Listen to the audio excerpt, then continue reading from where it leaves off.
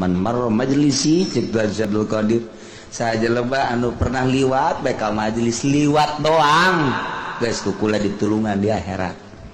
liwat doang. Aya kan poe Minggu urang deuk nyin majelis tuan Syekh geus teu kudu zikir lewat cukup geus sakitu doang beres. Sia kurang aing liwat doang dititah lagi asal ka aku murid we geus beres. Ya Allah ya Rabb ikaromahna pohara jasa. Ya Allah jelema maut begitu maut kaimpi ku anakna keur ngojai di neraka bapana ngojai di neraka udang tias si anakna langsung cerik datang ke Tuan Syekh aya naon abah maut atuh abah maut sih geus lila geus aya mah meureunan 7 poe mah kunaon kaimpi ku abdi kaimpi kumaha keur ngojai di neraka.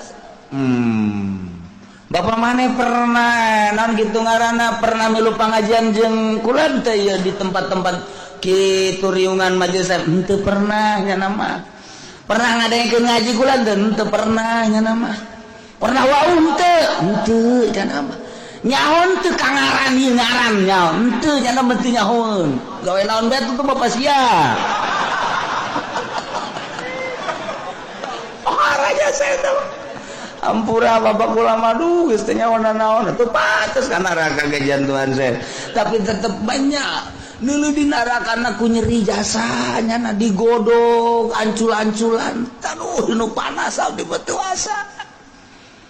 sugan sakanya hosia bapak sia pernah henteu ieu datang ka majelis henteu nya nama liwat mah pernah ge lain endek ngaji ngudag ontak. Oh pernah liwat budak gonta langsung tunggu adalah langsung nyana sholat gitu sholat asup kanu alam gaibna menta ka Gusti murid abdi pangjalametkeun Mang Anu tah nu anakna bebeja kabeh salametkeun Gusti cak Gusti pantama lain murid iranya na jadi murid sia ngaji teu pernah nyaho teu pernah ngadengekeun teu pernah wauh teu irah jadi muridna ngamajelis teu pernah eta Gusti janal ngudag kota liwat ka majelis abdi eta ge murid waduh ceuk Gusti Allah geus eta disalametkeun teu ekos kitu murid mah langsung isukna ngimpi deui geus aya di sisi neraka ger ge alhamdulillah beja